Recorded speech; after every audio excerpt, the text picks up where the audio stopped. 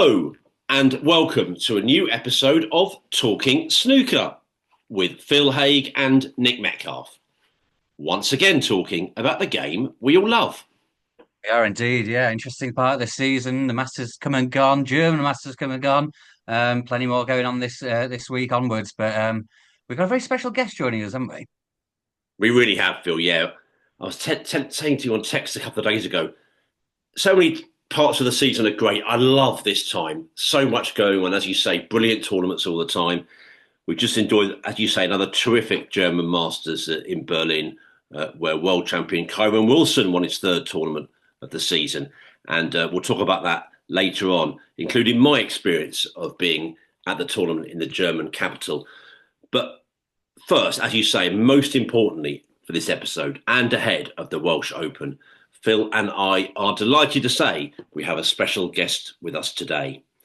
It's a player that has won 3 ranking events in the last 26 months. A truly golden run that has brought him 2 Scottish Open titles and the Welsh Open crown. He'll go to Llandudno next week as the defending champion. Today's guest first turned pro more than 2 decades ago and is now very much one of the stalwarts of the tour. Aside from those 3 ranking tournament wins, he's reached a World Championship semi-final at the Crucible and recently made it as high as number 10 in the world rankings. We are very happy to say that Gary Wilson is on Talking Snooker. Gary, it's great to see you. How are you? Thanks a lot. Yeah, Harry, how's it going? Very happy to be on again. Love the podcasts when I can do them. So yeah, doing good and hoping to chat about some nonsense today that we can all have a bit of fun and games with.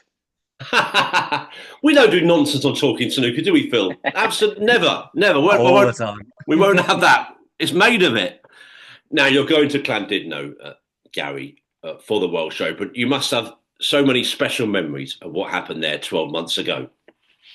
Yeah, obviously a great time. In a ranking event that came sooner than realistically would be expected. I've just won my second Scottish, having defended that, and I didn't really expect deep down to win another one again so soon afterwards. But yeah, it was obviously great. I guess when you're on a bit of a winning run and confidence is there, so even subconsciously, winning breeds winning, doesn't it? I guess, and it was that sort of time around the back end of last year and start of the year, and yeah, great times, great place, Llandudno. I really enjoyed it there. I've said this before that places that I feel like I enjoy and that I'm relaxed at, sort of just even again subconsciously just put us at ease in my games. Not even necessarily about how I'm playing, just feel relaxed, and I felt that way all the way through the tournament last year. And obviously, yeah, just so happy to win another title. And what a run. I guess you weren't expecting to play Martin O'Donnell in the final, but before that, Lisowski, Milkins, McGill, Higgins. I mean, that's not easy. Yeah, obviously you've got to beat the best players in the game if you're going to go on and win tournaments. Some skeptics would say that a couple of the runs, I've maybe not played some of the better players, whether it be in a final, established top players who've won many events, or even through some of the rounds. But I know deep down that it doesn't really matter on the tour. The standard's so high that you've still got to play it to a very good level to beat anybody. And I've still beaten very good players along the way in each of the events that I've won. So yeah, I sort of just think that, as I say, the standard's so high. People looking at who you might have played or might not have played in the semis, the final, whatever, it doesn't really matter that much. Although in saying that, I do know deep down that if I'm going to win more tournaments in my career, you're probably going to come up against the greatest players of all time, and it's a challenge that I'm hopefully looking forward to. I want to win more, So yeah, we'll see how it goes. It's not been going great the last year again, but yeah, just trying to stay positive and trying to basically turn it around as best I can. And yeah, you never know what's around the corner, as I've shown myself with them 3 events. Well, exactly. Yeah. I mean, Nick mentioned 3 titles in 26 months. I mean, you can't have been expecting that to happen before that title run started. So, when you spoke at the Masters, you sounded quite down about your game after that match with Sean. But that's the thing, isn't it? You know it can sort of click in at any point. Kind of, yeah, and yeah, I was bitterly disappointed at just the way I felt in general about my game, and I have been for a while again, and that's the most frustrating and disappointing thing. you hope deep down as a player that, once I've won a few tournaments, that maybe I've gotten over some of them hurdles that I've had in my locker, and sort of put some of it to bed. But really, it's been more frustrating because that hasn't really happened that way. I've still found myself with the same problems I had to begin with, really, in my game. And it's just a case for me of trying to navigate around it, and I wasn't playing very well at all in the lead up to the Masters. And as I said in the interview, I couldn't even enjoy it. I think some misinterpreted that as not being able to enjoy it because maybe I was nervous or the crowd or something like that. It couldn't have been further from the truth. I was actually feeling really relaxed playing, um, almost too much so, because I think I knew that my game wasn't there. I felt almost deep down I was on a bit of a hiding to nothing. I was almost going out there hoping I was going to play well rather than knowing I could possibly, play good and get a good result. So it was yeah, as I say, a bitly disappointing that I just couldn't enjoy it just because of the way my game was. Because they're the kinds of occasions you really want to go out and enjoy. You're playing against 2,500 people at Ali Pali, and that's my first time there doing that as well, in one of the best tournaments in the world. So to not having really enjoyed that experience as much as I wish I could have done, and also lose as well. Yeah, it was deflating, So you can go about that one or two ways. You can sort of keep sulking and keep thinking, why is this not happening for us? Why can't I play decent? Or you can snap out of it at some stage and just keep working really hard and just know that, well, I've won a few tournaments. There's no reason I can't keep winning tournaments if I put the hard work in, and that's all I'm trying to do lately, is just trying to keep up the hard work in and just hope that things turn around. Yeah, so I can at least be enjoying my snooker again. Yeah. I would guess that's what winning the tournaments changes, is that you're not sort of hoping that something might change. Like, it can change because you've done it. So I suppose that must have changed your mindset a bit since those three trophies. Yeah, you're right. I've got that experience now of, like, as you say, that it can't be gone forever. Mm. I've been in this phase of my career quite a few times. And as you say, to then come out of it at some stage and win a tournament and another one and another one, right, okay, you can win tournaments even when you're feeling really, really low. So just work hard and see what happens, because in a sense, you've got nothing to lose.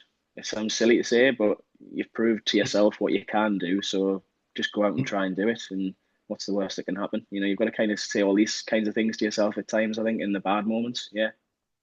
That makes an awful lot of sense. I mean, I hope you don't mind me sort of winding the clock back to that Masters match. Just some of the things you said, and Gary, and I say Phil's suggestion, you were extremely down. You said my game's shot. To be totally honest, it hasn't been there for a while, and it's almost getting so frustrating that I can actually be more chirpy about it. I'm actually getting to the point, worryingly enough, where I'm not even bothered anymore. It's actually worrying when I'm going out there, not feeling the buzz and the adrenaline. Honestly, there was nothing really there. The yips are just kicking in left, right, and centre every single shot. I just don't know where to go anymore. I think I'm getting to the end of my tether.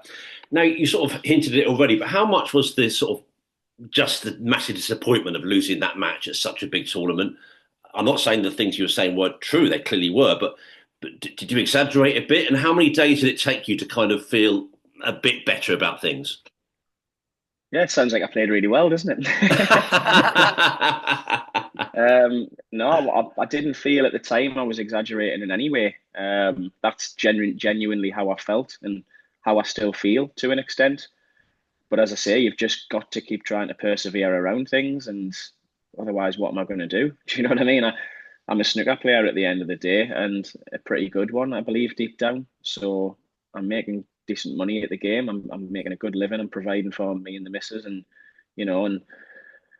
yeah, it's all these sorts of things where I genuinely felt what I felt, but getting around it and trying to do something about it are, you know, tough things to do, especially as I say, it's been going on for quite a while, really. I felt at a complete loss when I played Sean. As I say, I come off feeling like, as you go through from time to time, I didn't really know where to go, where to turn.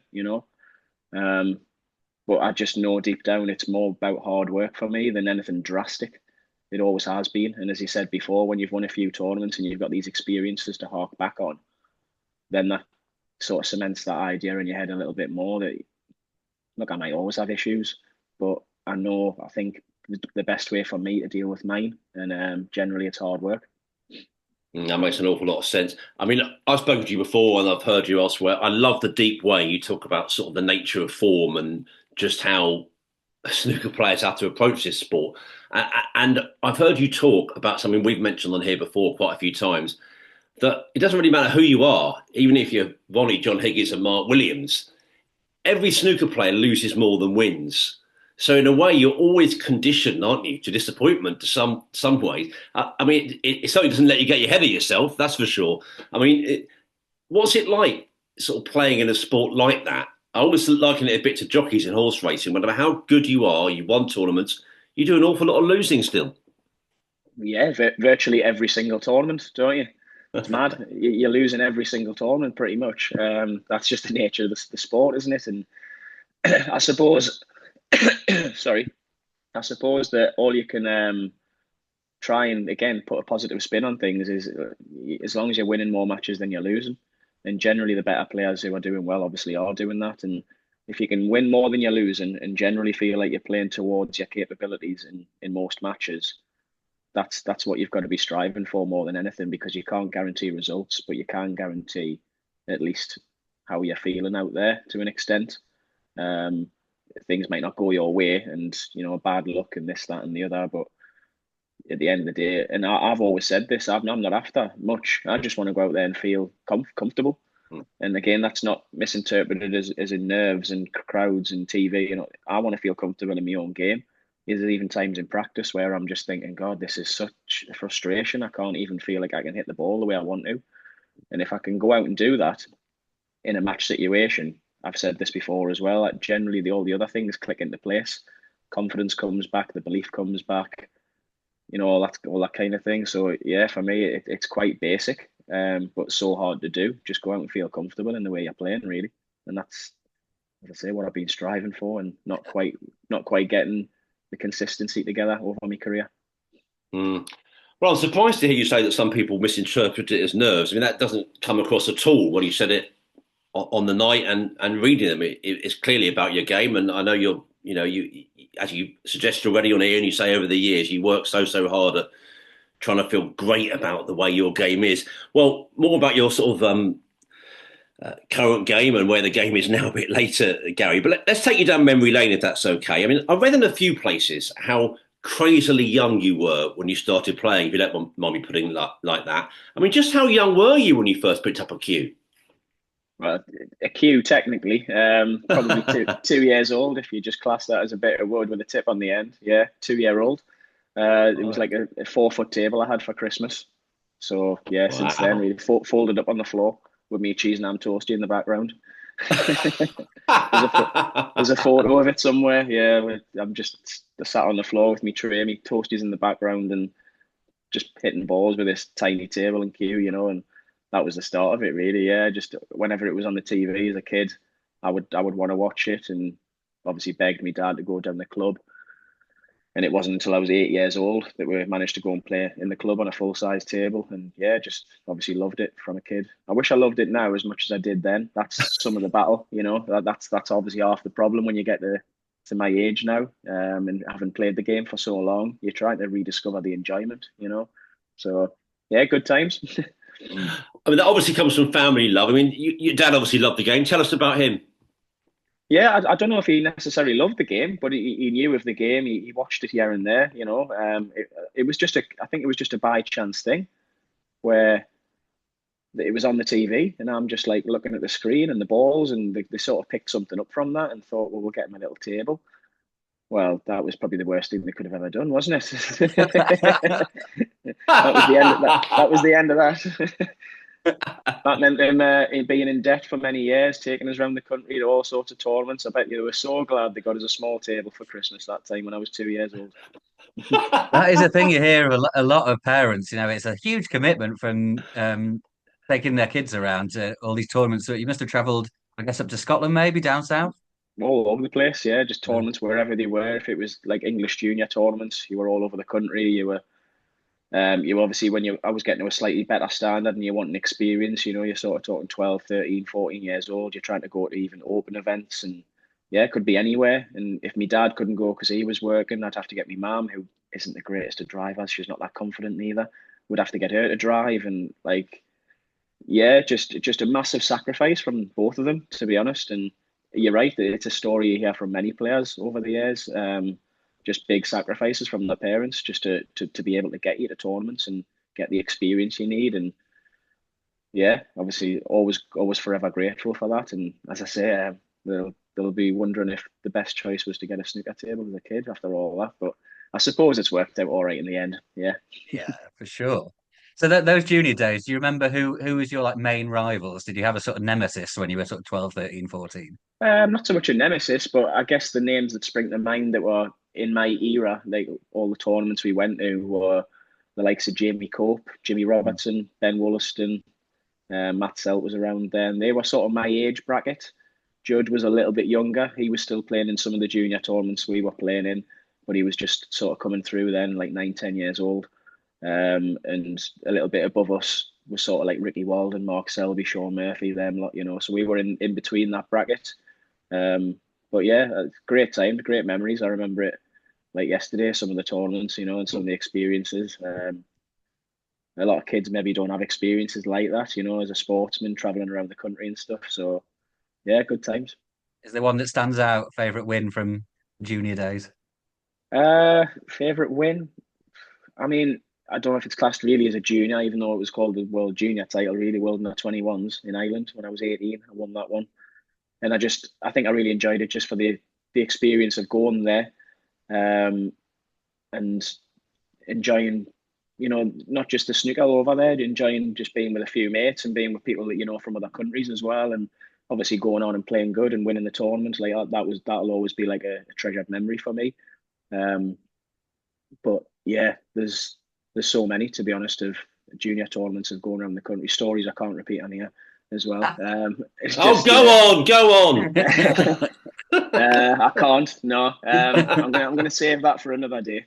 I always think it's interesting how long some of you guys have known each other that are in the pro game and have been all this time, like probably like 30 years, some of these guys. That it's amazing, really. Yeah, absolutely. It is. It's people you've known basically all your life, pretty much. You know, we still, even just the other week there, I think it was maybe at one of the qualifiers or something. There was me, Jimmy Robertson, and Ben just chatting amongst each other, and Jamie came out with, we just need Jamie Cope here now, and we've got the foursome back, you know, referring to the English internationals, the juniors, when we won that, when we were like 15 or whatever, 14, 15.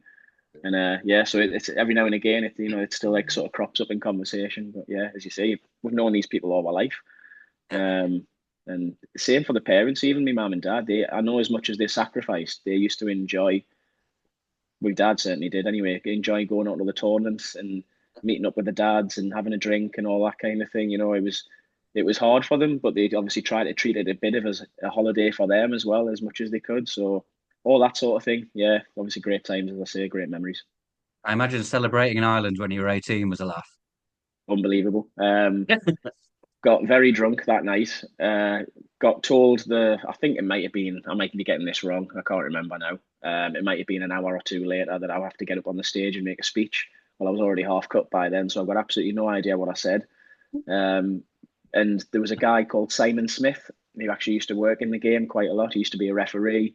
He used to actually work for the EESB, and was like heavily involved in the game. He was over there with us, and he was basically put in charge of getting me home, trying to make sure I got on the flight back from Ireland. And yeah, me and him came home together the following morning. And whenever I see him, he always recalls that sort of story. Like, I don't know how I managed to get you home that time. Like, yeah, say good times. I don't remember some of it that night, but yeah, he done well, Simon, bless him, got us home safe and sound. It sounded like he did a great job there. Now, Gary, obviously we come to know you as an established snooker figure that's regularly on television, but just reading a bit about your life, you made some very early appearances on the television, didn't you? I mean, is it right you were on with David Vine when you were just a boy at the Crucible? Is that correct? Yeah, it was just before Junior Big Break, so I was invited down. Stan Chambers had a lot to do with that. My old coach, basically got us down there, I think, in a sort of run up to Junior Big Break. And 9 years old, just to go in the practice room and have like an interview, me, my dad, and Stan, just talking about this, obviously getting into the game and talking to my dad and talking to Stan while I was hitting balls on the table. And yeah, it was a great experience even just going there, because it was like, obviously at 9 years old, it was going to the Crucible and getting shown around backstage and all that kind of thing as well. And as I say, yeah, it was like a lead into a junior big break, which again, I was 9 years old. I think, again, I might be getting this wrong, but it might have only been maybe a couple of months later or something. I was on that, which is all massively good experience. Again, when you think back, like being on TV and shows like that at 9 years of age, it can only put you in good stead for anything really going forward. Absolutely. And I know I wanted to ask you more and talk about Stan Chambers later. I know he was a massive influence, and he was indeed on so many people in the Northeast and in snooker generally.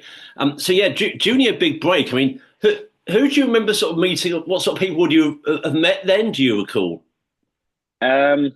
Obviously, you've got your John Virgos and your Jim Davidsons. Player wise, there was obviously I was 9 years old. A lot of the players were actually probably around 15, 16. The couple that were a little bit younger, but there was the likes of sort of Kelly Fisher there, Michael Holt, David Gray, like names, big names in the sport, and they were just sort of coming through as juniors then. I think Stephen Maguire was maybe even on. Other names as well. I'm forgetting quite a few, most probably, but yeah, just a lot of names that ended up obviously doing really well in the sport. And it wasn't just at 9 years old; they carried it on for a few years. And I went back when I was 11 years old and when I was 12 years old as well. And so I was on like 3 times as a junior. Didn't do any good in any of the times, unfortunately. Got beaten the second pocket money round each time, so gutted about that, fuming. But yeah, fuming. Yeah. Even at that age, yeah. I think I almost cried after the third time. Oh dear. Thinking, I've been on 3 times now, 12 years old, and I can't do anything about it. I can't win. But no, great fun. As I say, great experiences as well. And yeah, like Sir Tom Ford when I was on the later shows was there. I think he was on my show. Yeah, as I say, good times. Oh wow, you're making me laugh here. I like your John Virgos and your Jim Davidson. John Virgo was one of me and Phil's favourite ever episodes of Talking Snooker. Of course, was on there a few years ago. What incredible value he was. So obviously, as you can imagine, Gary, you're growing up and you're playing the game really well. Are you a big watcher on television as well of all the events? And who's your sort of hero or heroes then growing up watching the game?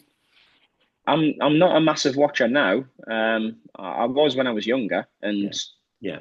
The guys that one of my first main memories was of watching the '94 World Final, Jimmy White and Stephen Hendry, and I remember watching that in my mum and dad's bedroom. Actually, I can't even remember why. I don't know if they were watching somewhere else, or I don't know. And I was basically sent to the bedroom, and they had one in their bedroom, so I was watching the final in there, and obviously it was gutting because me sort of snooker hero, as in like the way they played and what I wanted to kind of be like, was more like Stephen Hendry. I had that mentality as a kid that I wanted to just be, the ultimate sort of professional and dominate and win all the time.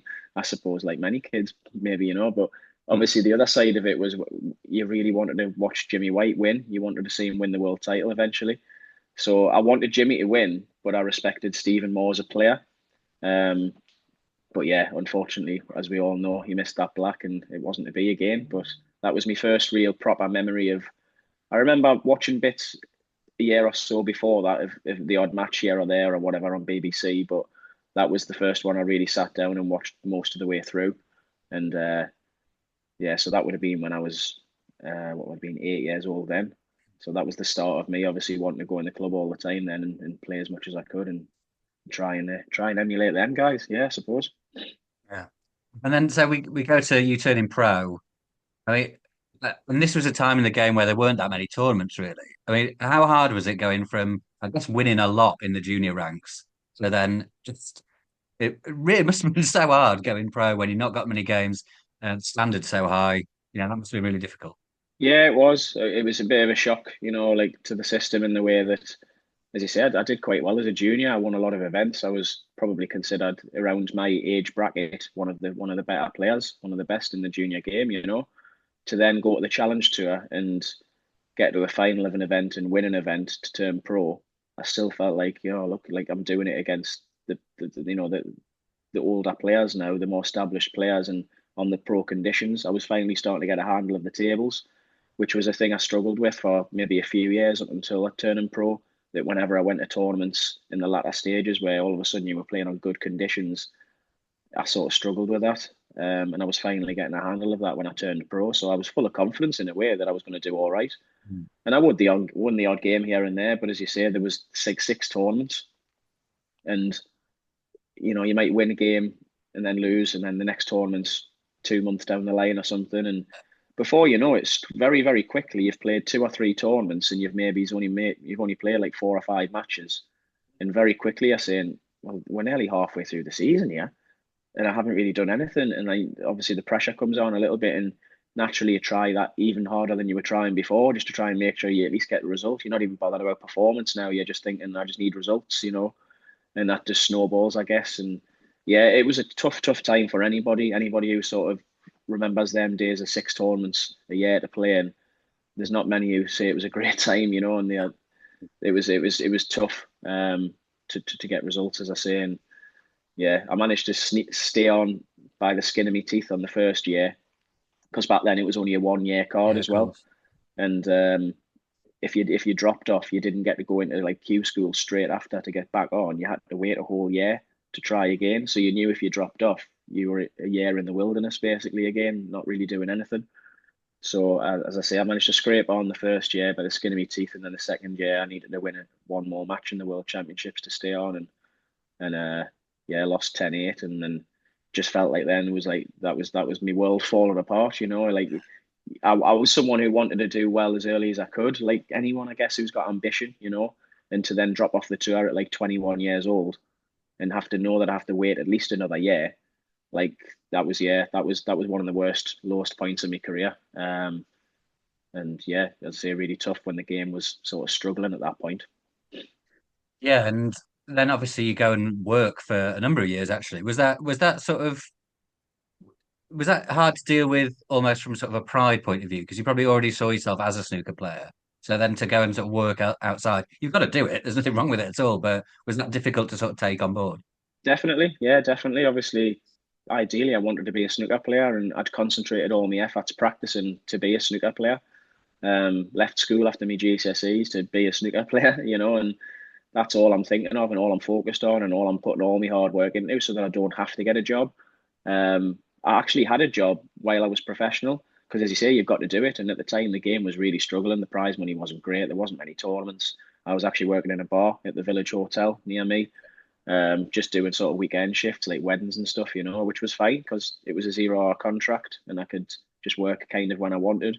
So I was happy with that. I was happy doing that to earn a bit of money in between tournaments and all that kind of thing. But yeah, to then actually go working sort of full time afterwards during them years, as I say, off the tour. Yeah, that was a bitter pill to swallow. That was hard, because I knew deep down I should be capable of doing something in the game of snooker, and it's just either not my time, or it's just not panning out, or I've got to find my game a bit better from somewhere. I knew there was what I should be doing is playing snooker, and I couldn't do that. It was so frustrating. Yeah.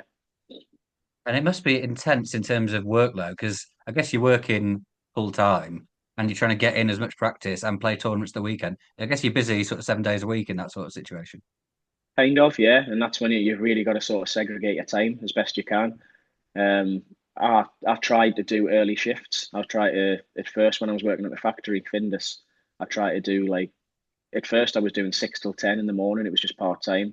I wanted more money though. I needed more money for tournaments as well. I then progressed that to doing 6 till 2, and it just meant that even if I was starting early, if I could get finished by 2 and get home and get changed and go down the club for like 3 o'clock, at least I've still got a few hours there of the afternoon, the evening time to get practice. So I try to just, as I say, segregate my time as best I can, and that progressed eventually into sort of thinking that's not for me anymore. I can go taxi driving. I can be even more flexible. I can work when I want, and yeah, that's all I was trying to do just for them years of being desperate to get back on the tour, really. And it all sort of fell into place in a sense that Barry Hearn came into the game, took over, and all the tournaments started coming. The prize money was getting better. And that just lined up with the fact that I knew I was due to get back on sometime soon. I can't keep not getting on, surely. And when I did, everything was sort of great again. So yeah, it's been a steady upward curve. generally in my career since then. So I'm really thankful for that, and thankful to Barry for coming into the game. Really, otherwise, you never know what could have happened. Yeah. Well, that makes a lot of sense. And yeah, as you say, it's been an upward curve. We've got lots of your successes to talk about next, which hopefully will please you, Gary. And we should say you are listening here to the Talking Snooker podcast with Phil Haigh and Nick Metcalfe and our brilliant special guest, Gary Wilson. Gary, you talk about returning to the tour in 2013. Snooker's a very different place, as you say. The Barry Hearn era is in full swing. The calendar is packed with events. I had a look through your 13-14 season just to see your results and your runs, and you beat a whole succession of big names, former huge names, people that were right at the top of the game then. A selection of them here: Noppon Sankam, James Wassenaar, Joe Swale, Mark Davis, Jimmy White, Dominic Dale, Marco Fu, Alan McManus, Tom Ford, Ricky Walden, Robert Milkins. Obviously, you're picking up loads of confidence. You're beating established names that season. You're starting to feel much more at home on the tour, eh? Yeah, you've summed that up really well. I felt at home. I felt like it's been that long. I know I deserve to be here, but now it's a case of proving it to myself and proving it to others as well, that by picking up them results that I can do what I've always felt I could do for quite a while, which was beat names in the game and push up the rankings and get in the top 64 and all that kind of thing, and just keep pushing as far as I could. So I felt like, yeah, that first season went quite well. As you say, I picked up quite a few decent results, and by basically the start of the second season, I was pretty much in the top 64, which is where you want to be. And it meant I've got no points coming off still. And now the game would have been a 2-year card rather than a 1-year card. I had no points coming off during that second season. And it was just a case of pushing as high into the 64 as I could. So yeah, a good start, as you say, and just set us off on me track really for the rest of my career. Yeah, in the 14-15 season, you're really starting to have good runs. You reached the quarterfinals of the Welsh Open in 15, beating Joe Perry and Neil Robertson, among others, along the way. And then you reached your first ranking final at the 2015 China Open. You lost that to Mark Selby, but you had some fabulous wins on the way. You beat Barry Hawkins in the quarterfinals, Ding Junhui in the semi-finals. So all the time at this stage, you're getting closer to picking up a trophy, and the confidence in some ways must be soaring. I wish it was like a fairy tale kind of thought like that, but it's not. The confidence wasn't soaring. The confidence was there still deep down. It wasn't really coming out in me performances the way I knew I was capable of playing, the way I'd always been feeling I was capable of playing, the way every now and again in the last few years you've seen us be able to play. I wasn't really playing as good as that back then, but I knew that it was there somewhere in the locker, and it was coming out every now and again. Probably the Ding semi-final was a moment where that was probably the first really high established match that I felt for the majority of it. I played pretty decent, and I started showing people what I can do. That's the way it felt anyway. And yeah, that sort of set us, even though the final went drastically pear-shaped. Mark played well, and I didn't really show up. Maybe it was an experience thing, I don't know. I wish I could go back and play that match again, though. I know that for sure. I just think, yeah, it was the start of me at least believing even more so that I am capable of winning tournaments. You never really know that, I suppose, until you sort of get to the latter stages of one or two and see how you feel. And yeah, as I say, that was me thinking, right, I know I'm capable. I don't know when it's going to happen, but I think it will happen. It's just a matter of time, hopefully. We often ask players when they play at the Crucible for the first time, or had you ever been to the Crucible? But Connor, you've already said that you had. You spoke to David Vine. It sounds like you may have gone a number of times, but you played there for the first time in 2017. And I mean, to be fair, you had quite a nice, easy start there. You had a guy, Ronnie O'Sullivan. I mean, that must have been all right. Nice little quiet arrival. I mean, what a baptism of fire, eh? Yeah, he's done all right in the game, hasn't he? Yeah, it was I actually seen it positively. I think a few people were sort of laughing at the time when I said it was around the whole 40th anniversary of the Crucible, I think. Yeah. And there was a big do on that evening, and I was asked, what do you think you're facing Ronnie O'Sullivan? And I came across I was looking forward to it. It's a great draw. And there was a little smirk from Ronnie, I think, as well, and maybe a few others. But I genuinely felt it was a great draw because look, I'm coming here for the first time, and as much as at some stage in my career I want to have a great run and possibly win this event, realistically, I know deep down that's going to be very, very, very hard to achieve at my first time of asking. So I'm coming into it with a different perspective that I just want to see how I feel in them conditions at that venue. And if I'm playing the best player that's ever lived in front of a massive crowd on the TV, what can be better than that? Do you know what I mean? That is the best time to play at the Crucible if you're going to play someone like Ronnie, because you might think you can get beat off anybody in the top 16, especially your first time there. So why not it be Ronnie O'Sullivan? You know, obviously I still went into it thinking I can win. Of course I did, and actually pushed it a little bit closer than some people might have expected. And the main thing for me was within the first 2 or 3 frames, I felt comfortable, which is, as any player will tell you, the first time at the Crucible, all you want to know in yourself is that, am I going to be one of these that hates this venue, or am I going to be one of these that actually loves it and actually would love to come back here every time, you know? And I was the latter. I loved playing there from the first few frames. I felt comfortable. I liked the intimacy of the crowd.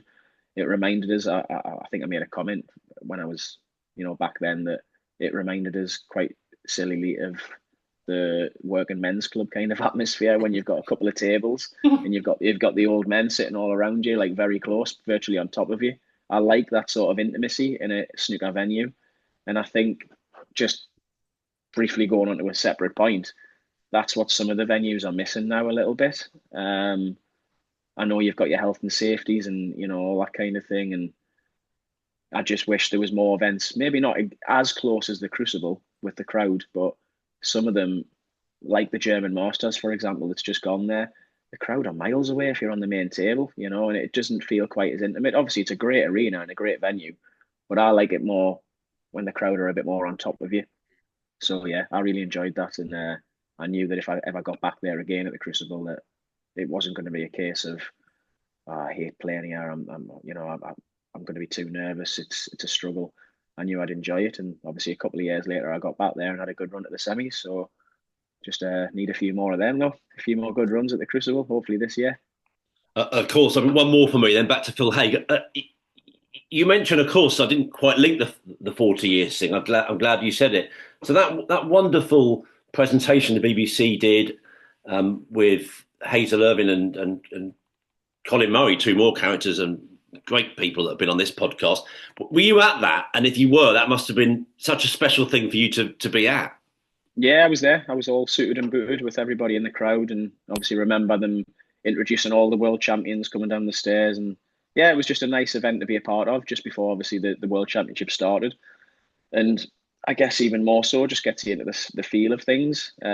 Maybe more than other people have made their debut there. They probably haven't sort of sat in the arena like that. And I had the chance to kind of have an event the evening before where you're seeing the crowd and all this kind of thing going on, and you're just getting a bit more of a feel for the event. So yeah, maybe that played its little part as well in making us feel comfortable when I actually went out there to play.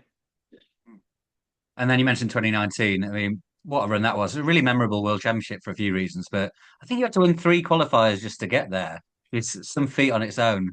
And then what's the standout moment from that run to the semis? I mean, beating Selby is obviously a big highlight. Yeah, yeah, probably. Yeah, as you say, I had to win 3 games to qualify. The first match, obviously, massive standout moment was against Luca when, at the time it was the longest frame in Crucible history, the decider.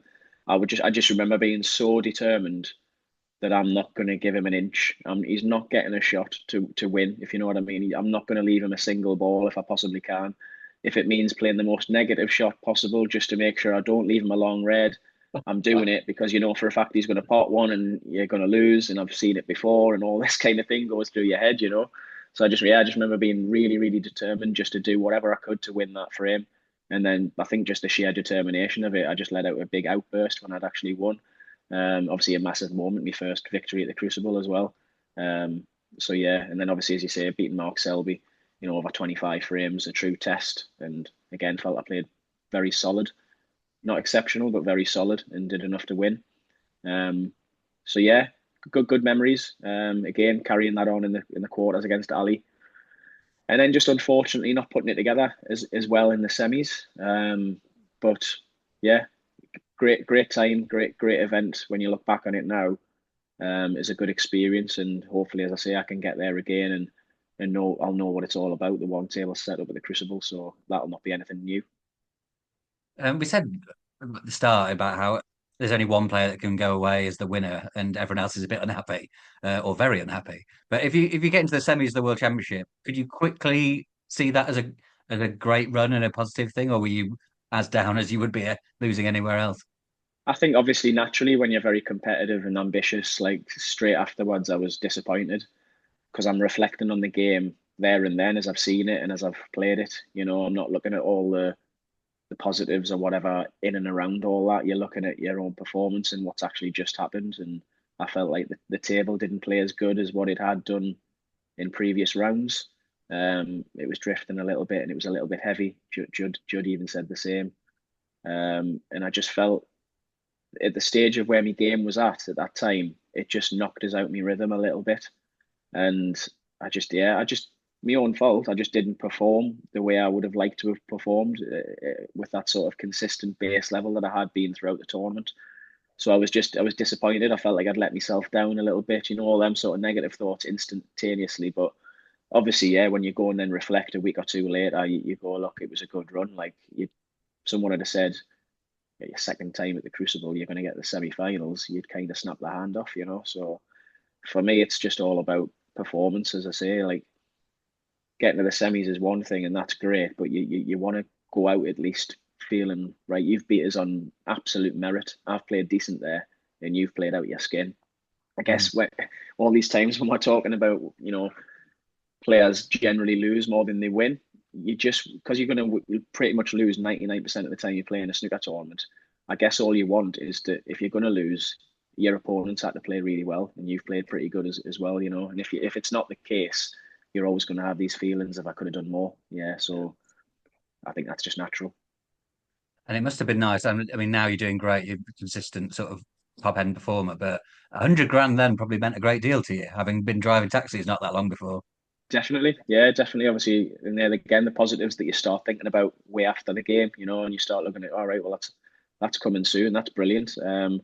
It makes you a lot more secure. I think at the time I had a mortgage, and that was starting to be thought of getting paid off and stuff and all that kind of thing. Yeah, so yeah, massive positives, as I say. Great times. Mm.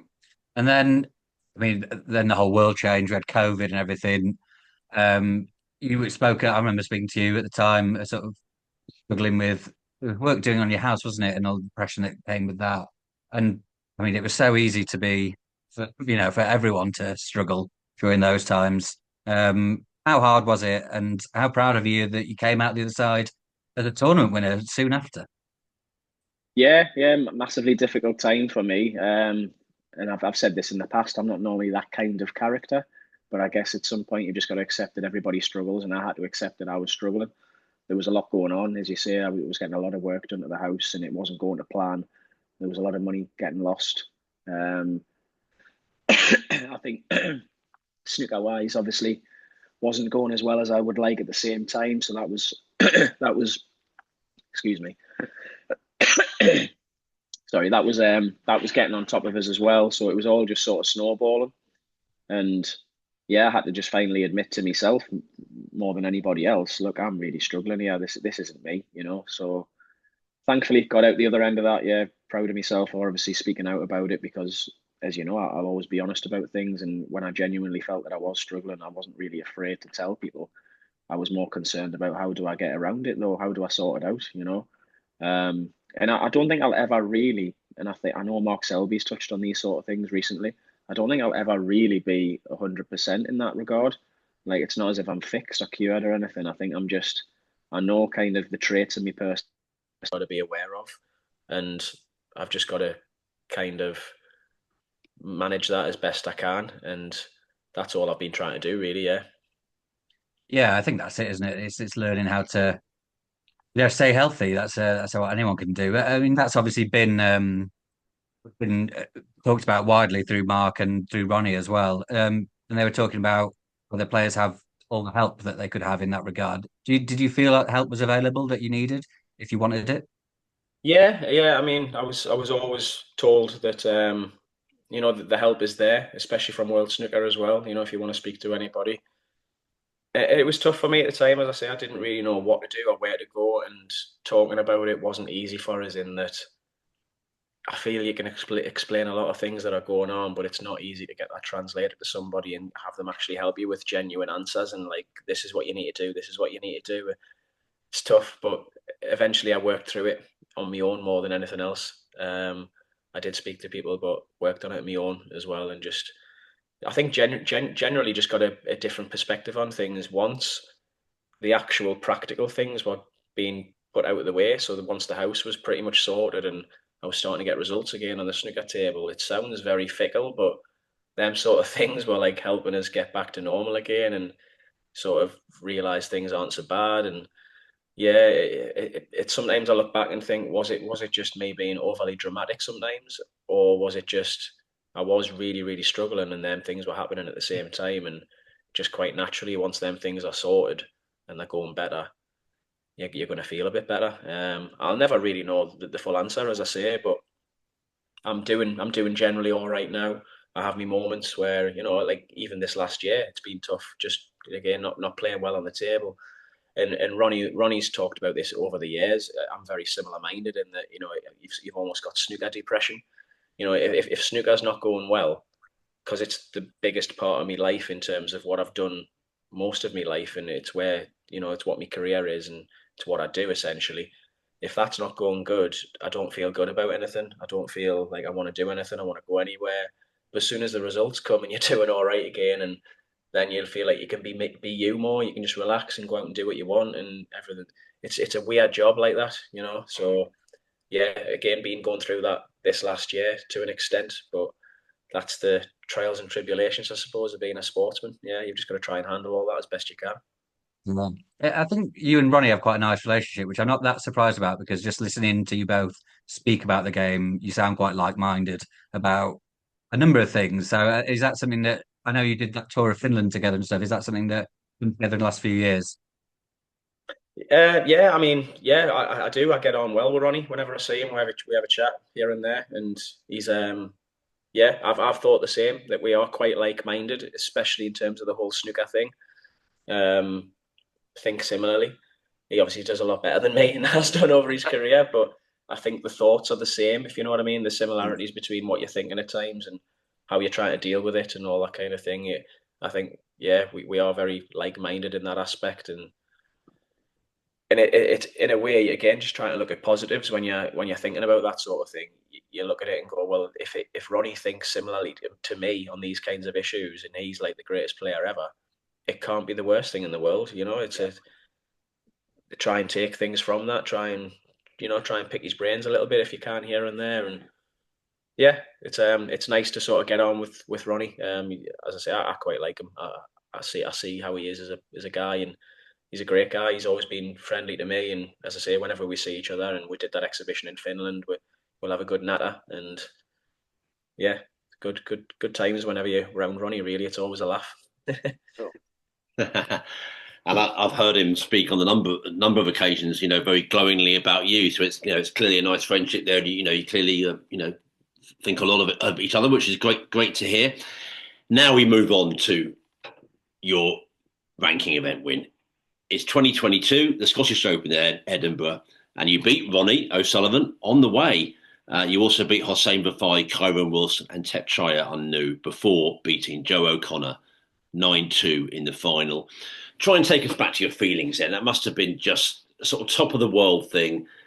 It's finally arrived. You've won a tournament. Can you try and crystallise that night? Yeah, it was more relief. Yeah, most of the tournaments leading up to the semi-finals, I'd been really struggling, to be honest. Found something in the second half of the semis by pure abandonment of everything, really, and just sort of basically started going for everything. Not going for everything, but just relaxing and not being bothered in a sense. And that out of nowhere sort of turned into actually potting everything.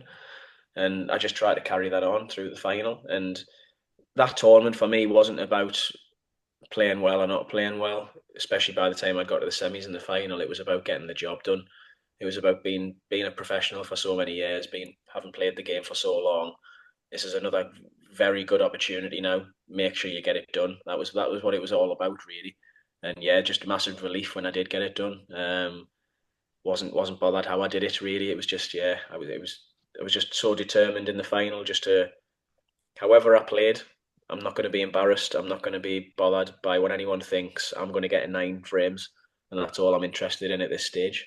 So yeah, I was really, really happy just to do that, and yeah, good memories in certain parts, but there's actually some pretty awful memories of parts of that tournament as well. But luckily, I scraped through. So yeah, funny one to look back on, really.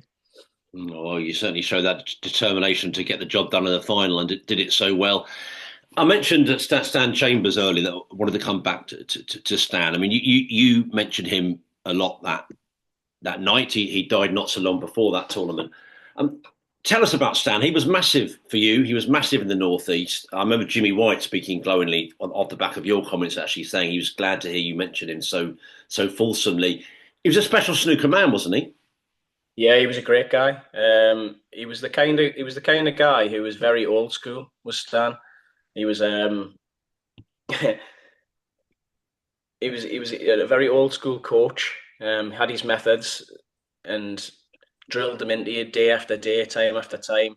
He was the guy who picked me. Well, sort of seen me when I came into the club. As I say, when my dad at 8 years old, he was one of the first guys to sort of spot us and see that I had a bit of talent. He was working behind the bar, I think, at the time in the club, just helping out.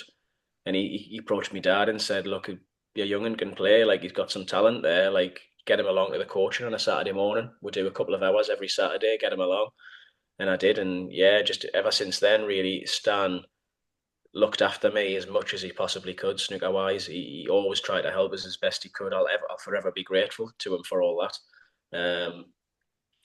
Whenever I was struggling for practice, he was the one trying to sort out somewhere to get free table time. He even came with us to try and coach us when I was playing as a junior there was a club in Jarrow I played at, which was through the Tyne Tunnel. And there's a pedestrian tunnel that you walk through up and down the stairs and everything to get to this. We didn't have a lift at the time or anything. We were walking from his house through the tunnel all the way to this club. And, he'd put himself out so much just to try and help us. Even his local social club, Wallsend Labour Club, like, he'd have a word with the staff and the management to see if I could get in the afternoon in between, like, closing time. So it would close in the afternoon. It would be free for 2 or 3 hours, and then it would open back up again. And he would be like trying to sort out me going in there when it was closed to try and have a couple of hours with him and stuff. And yeah, he just did everything he possibly could for us. And as I say, like earlier, I can go on and on. Got us on Big Break. Got us down at the Crucible. Always putting articles in the paper all the time. Like, he wrote for the Chronicle. And just, yeah, as I say, I could go on and on and on. All the things that he did for us as like for me snooker, And as I say, I'll forever be grateful for all that. We obviously had with disagreements here and there from time to time, as you do with a coach or someone who's mentoring you or trying to help you. But look, I always knew deep down what he was trying to do for us and what I meant to him. He almost treated us like another son. In that respect, he was so proud of us. And always believed that I was capable of winning tournaments and being a top 16 player, which sometimes in the past when I was younger, I didn't quite believe myself. So, yeah, great guy. And as I say, I could go on and on about all the good things he's done for not only me, everybody in the area. He was what I've always referred to as like the guru of snooker in the Northeast. He's done everything. Anybody who knows snooker to a good level knows, if you think of the Northeast over the years, Stan Chambers was the man who kept snooker going up here for a long, long time. Well, I'm delighted that you paid such lovely tribute there and talked about Stan. He just was such a big snooker character, as you say, in that region. Gary, you then become a multiple ranking event winner. You win the Scottish Open title again in 2023, beating Noppon Sankam 9-5 in the final. And then you made it 3 ranking titles when you won the Welsh Open 12 months ago, beating Martin O'Donnell 9-4 in the final. I mean, you kind of mentioned it towards the start of this episode that people, maybe even yourself, might not have expected the third one to come that quickly. I mean, you're entering sort of new levels in the game here, aren't you? Going from 1 to 2 to 3. These are great times for Gary Wilson. Well, yeah, like I said before, I was hoping for that. but come on, Gary. We are determined to make you more upbeat before you leave us. And that's it. Like, it's obviously the struggle of realizing that you're a multiple ranking event winner, but then you've had a year of not really doing much, you know. So yeah, I guess it's just another learning curve in my career. I've been through this kind of thing a lot in the past. I've got to just hopefully keep the faith and know that, look, yeah, I've won tournaments, but knowing deep down I need to find a way to not go missing for like massive parts of the season each year. You can't afford to do it. I'm lingering around the top 16 now. Again, realistically, based on the three ranking events that I've won. I don't really have many good runs in and around that, and that's something I've certainly got to work on. But yeah, obviously feeling like everything's great in terms of I'm a winner now and I'm up there. I'm in the 16. You're only as good as your last game as well, and a lot of my last games have been very, very poor. So that has to be sorted out. You can shy away from it as much as you want. Tell yourself you're a ranking event winner. Tell yourself you're a top 16 player. But you've also got to be realistic and go, what have I actually done? You're only as good as your last game. What have I done the last year? Not a lot. So come on, we need to find a way to get around these issues and have more consistent runs, because you're not going to be a top 16 player for long if you're going to keep going missing for many parts of the season, you know? So yeah, it's something I've had to try and work on for quite a long time now. Still not there yet, but keep the faith. Hopefully in my 40s, I'll flourish. We'll see what happens. Gary, you've been great with the time. We've just got a couple of emails from listeners, if that's all right. Yeah. We get onto them. Actually, one more from me.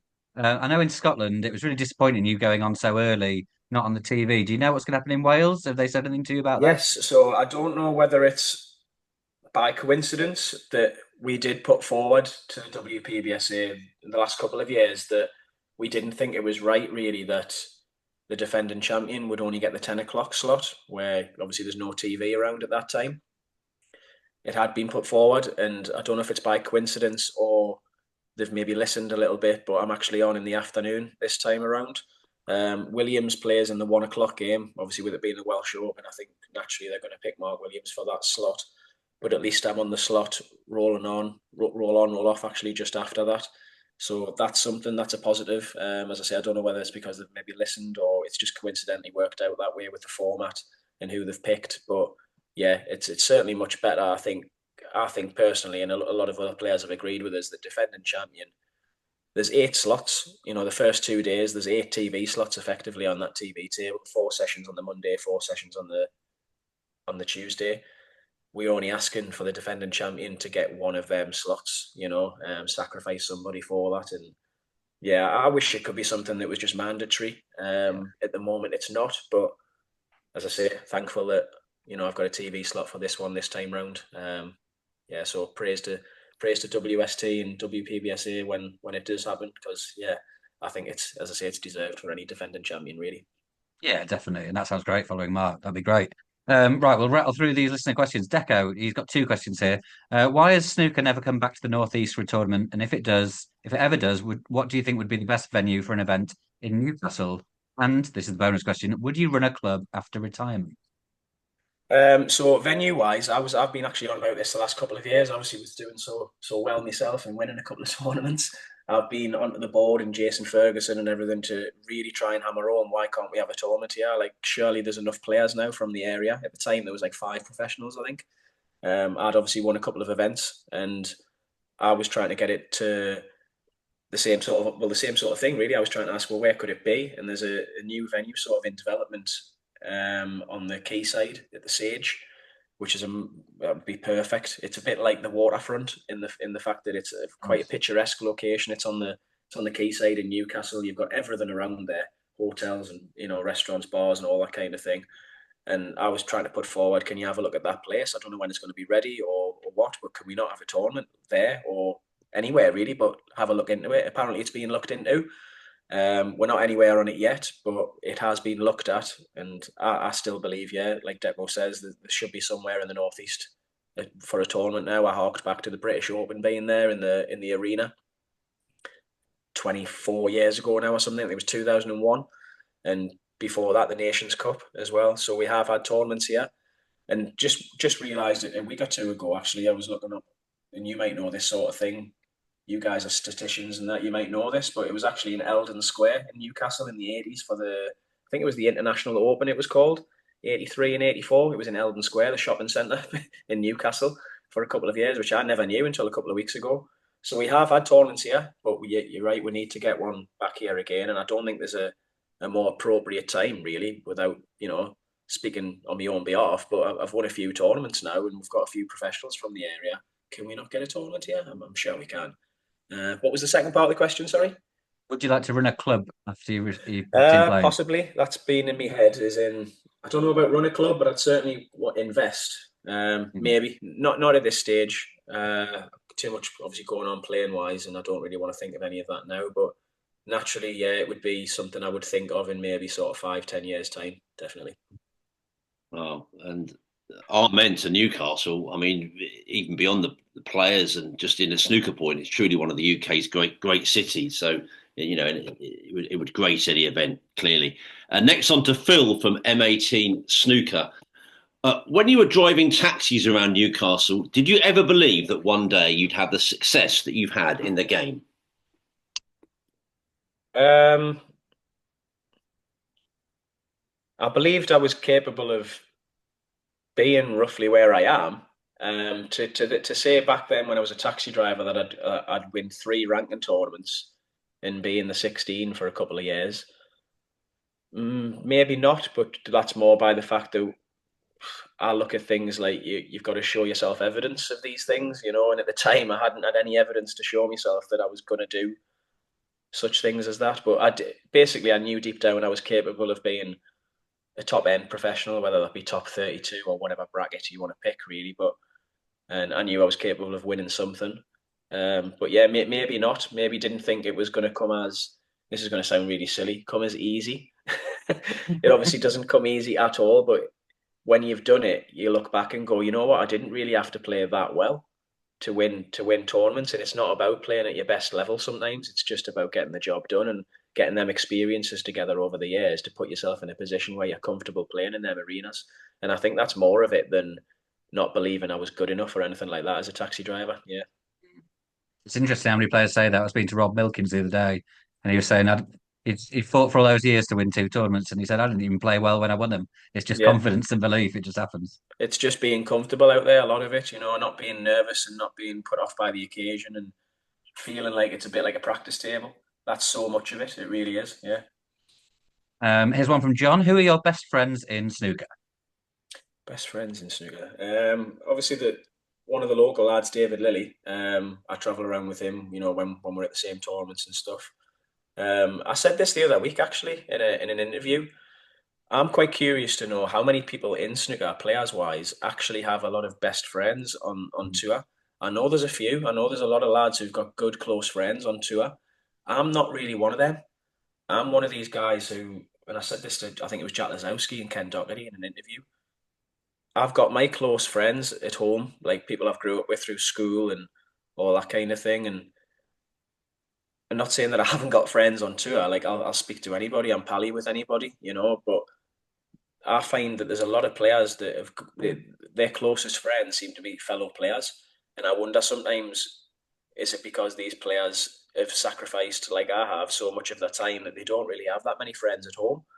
It's an interesting point. I think that, I'd love to know how the percentage of players that have got actual close friends from school and who they've grew up with, because a lot of them seem to like only speak to their fellow pros who they get on with around tour, and I'm not really like that. I've got, as I say, lads that I'll speak to on tour. Like I'm pally with anybody, but I'm not really that close to any of them. I've known them for a lot of years, but it's more like work friends, if you know what I mean. And yeah, my closest friends are still the people I've grew up with and stuff. Yeah, so it's interesting, that one, I think. Yeah, it is interesting for sure. Yeah, no, thanks for that answer. And Terry asks this: what does Gary think the sport needs to do to get younger children into snooker here in the UK? Difficult, isn't it? Because if we knew the answer to that, it would already be happening. It's tough because I think part of it, we're in a day and age now where kids just want to play on the computers and all that kind of thing. They're not really out and about, going to clubs and stuff. But I suppose all we can really do is clubs giving the incentive for kids to come along. We need people who are actually enthusiastic about snooker, offering coaching sessions every week like I used to. I don't think it's a very difficult formula to try and get right, but you've got You've got to entice kids to come along and want to play. I'm not the right person to ask on all of that sort of stuff, really. But yeah, just enticing kids in whatever way you can to get along and play, because as soon as they do, they find it like it's like anything else. You'll get 20 kids come in for a coaching session, not really knowing what snooker's about. You're going to get one or two that really like it, and all of a sudden, that could be the one or two players from the area that do really well in years to come. And it only takes that, like there's only a handful that do very well in the game out of any particular area over a certain number of years, and it's just about finding that odd bit of talent, isn't it? And you got to get the numbers through the door in the clubs, I guess. There's not as many clubs, obviously, as there was back in the 80s and 90s, but I think that's actually starting to slowly turn around again now. Snooker's getting more popular. It's on TV a lot more. It's widespread across all the channels and everything, and I think there's actually more clubs starting to open up again. Maybe not in the same way as they were with like 20, 30 tables, but there's clubs there now that there's plenty for kids to go along and try. It's just, I think it's about knowing about it. It's these clubs advertising it enough to know about what it is and where it is. And as I say, to go along to these coaching sessions, I think that's a lot of it. To make it affordable as well, I always think. The club I go and play in Sheffield, it's 10 quid an hour. And it must be so hard to get good if you're a kid, if you've got to spend £10 an hour. That's a very expensive way to practice. Yeah, that's what I mean. It's got to be, I think the owners of the clubs have got to be a bit more, understanding of the fact. I mean, I know times have changed since the mid-90s, but I went to the coaching session and it was like £2, £2 or £3 to go play for 2 or 3 hours on a Saturday morning every week. And I know maybe that's pushing it a bit, but even if it's a fiver, just get the kids in and just playing for a couple of hours every Saturday. They'll look forward to it every week, and as I say, you'll get the ones who really look forward to it and actually push on from there. It doesn't have to be expensive, I don't think, especially as snooker clubs now. Yeah, they're busy. Our club's really busy all the time as well, but you're going to get moments on a Saturday morning where, you could do with getting the kids in, and it's not about making money, it's about getting the next breed of talent in, I think. So we certainly try and do that at our club. Paul at North Shield Snooker Centre, he tries to get the kids in on a Saturday, and it's just getting the interest. I don't know how you do it exactly, but that's what it's all about, really. Yeah, for our YouTube watchers, you're sporting a very fetching North Shields Snooker Centre shirt, so that's great to see. Do some nice branding there. We're going to shoot off. I don't think you've got anything particularly more, have you, Phil? But all good. I'm just going to finish, if that's okay. Just remembered one more as we come to it, about your love of Newcastle, of course, that very special football club that people in that city adore, of course. I mean, you've taken a trophy there and to the ground, which must have been great. Congratulatory messages from Alan Shearer. I mean, these must be just very sort of special bonuses of being a sort of top sports person that you can, mix with the club that you've loved all your days like this. Absolutely, yeah. Obviously, love Newcastle United. Supported them since a young boy. When we were doing great in the 90s, the entertainers era. Yeah. So it's really nice, as you say, to be sort of rewarded for the achievements that you get by, for me, getting to go to a lot of the games now. I get to go to a lot of the games in the hospitality section. So yeah. It's massive, and it just makes you think that the better I'm doing, it's more incentives, isn't it? The more of these kinds of opportunities I'll get, and yeah, we're doing all right at the minute. We're pushing on with the squad we've got. We've had to let a couple go because of dreaded PSR. Nobody likes them letters anymore, but we're still managing to sort of hang around the top 5, which might be enough for Champions League, and we've got a chance, obviously, tonight to do Arsenal over again and get to the final again. And wouldn't it be a fantastic season if we won the Cup, got Champions League again, and hopefully had some money to spend in the summer? That would be the dream. Would you be able to get to Wembley if you got there? Yeah, absolutely, yeah. Well, so do you reckon you'd get a ticket? I'd try any which way I could, yeah. And obviously, depending on the snooker calendar. When's the date for the final again? Oh, Nick might know that. It's a bit later in March. Look, paper diary, old school. That's why these things. The way my season's going, if it's end of March, I'll definitely be there because I'll not be in the end of the playoff series. The way things are going at the moment. It's the 16th of March. There we are, 2 days after the Cheltenham Gold Cup, one day after the climax of the Six Nations, and the same day as the Australian Grand Prix. Not that I'm obsessed with sport or anything. You understand? Not at all. No, I can see by the diary that you're not obsessed at all. No. Brilliant. Well, we hope that we don't hope that Newcastle get there. We try and be unbiased in football on here. You know, there are Arsenal fans listening, but it will be an interesting match for sure. And as I say, Newcastle were there 2 years ago. They've got every chance of getting there again. And by the time you're listening to this, you may already know the outcome of that. But enough football for now. And we'll end with snooker and say, Gary Wilson, you've been a truly marvellous guest. We knew you would be. Thank you so much for doing more time than we said we'd do with you. You're so generous. And will you come back and see us again one day? Absolutely. Thanks very much. It's been a pleasure. As I say, I like talking nonsense. So, yeah. Hope you've enjoyed it, and hope everybody else listening enjoys it as well. Absolutely. Cheers, Gary, and best of luck in Wales next week. Thanks a lot. Bye-bye. Cheers. Good man, and indeed, best of luck for the rest of the season there. What a smashing guest, Gary Wilson. So many interesting things to say about his own game, about the game in general. And he's listening now, so we can't say any rude things, Phil. Not that we do that anyway. He was, of course, a brilliant. He has gone now, but I'm being flippant because, of course, he was great value, wasn't he? I mean, thank you. That's one that you set up, and I couldn't be more grateful. I'm sure the listeners are as well. That was just a lovely hour or so. Flew by. Yeah, for sure. Yeah, I mean, you mentioned it actually, and I thought the same. I've always enjoyed speaking to Gary in the past. Very thoughtful about everything, really. So, yeah, he's got some really interesting opinions. So, I hope everyone enjoyed that little chat. Definitely. There's something to be said about the Gary Wilson. I say this as a fellow.